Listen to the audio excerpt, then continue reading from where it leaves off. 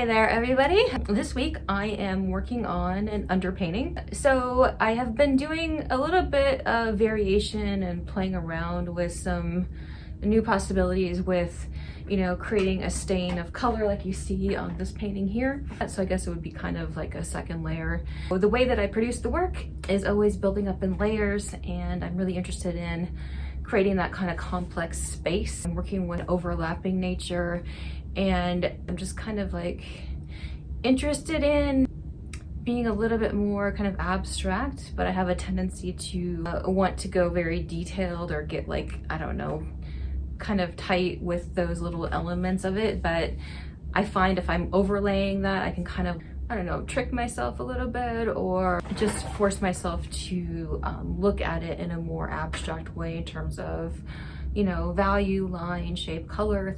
So that's what you see going on in this newer piece that I'm working on. So the underpainting only has, one color that I'm developing, and I'll kind of give you a view of that.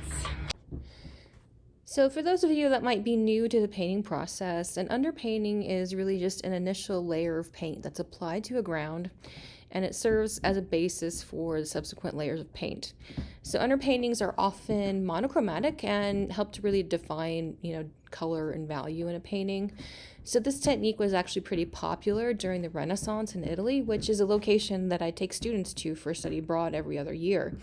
So the traditional way is to create a monochrome tonal rendering of a work before applying the full range of colors. So historically, underpaintings were most often executed using browns like umbers and siennas or black and white, but contemporary artists today develop underpaintings in pretty much any color that they wish to really help infuse the subsequent layers of color with life.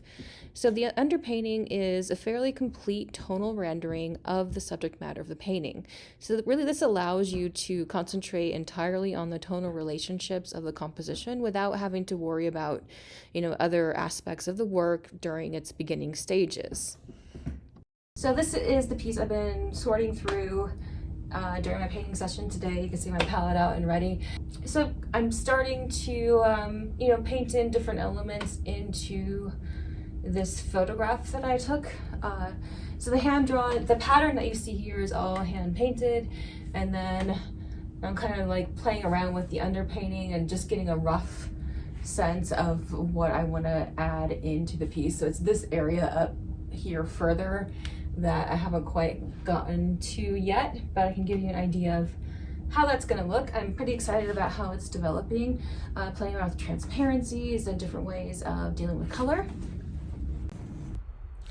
So with this second piece, it's not exactly an underpainting, but it has already obviously a photo basis that I'm building off of.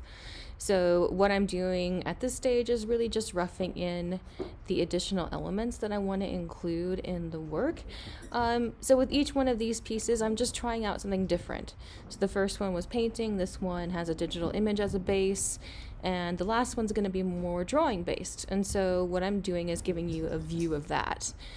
Here's the drawing based piece. With this drawing based piece, I decided to not do like a complete underpainting, to just do different fragments of little bits of washes of acrylic. So I'm going to then add in graphite and other drawing materials to kind of explore how this one might build in a little bit different way.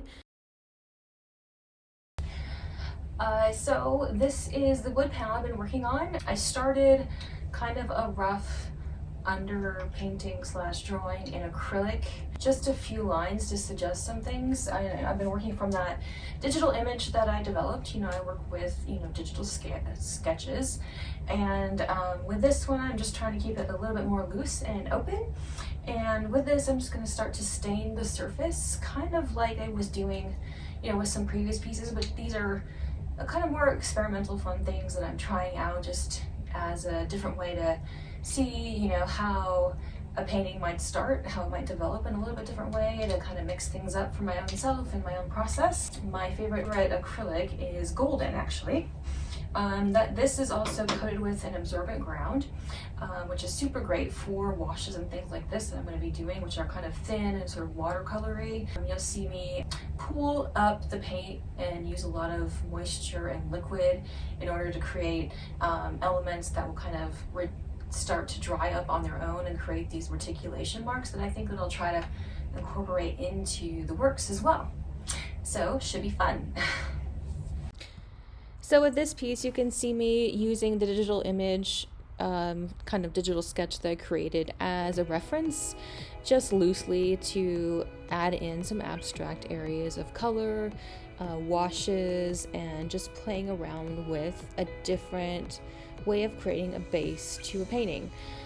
So this is a wood panel, which will be nice, and this is going to be, I guess, not a straightforward painting, but a drawing, which I'll be able to use different drawing elements as I build it up.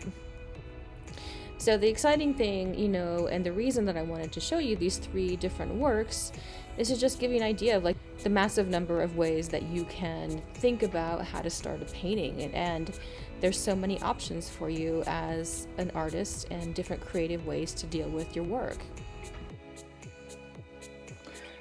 Hey y'all, thanks for joining us on playing around with doing some underpaintings and exploring different ways that we can start a base to a painting, and we'll catch you next time.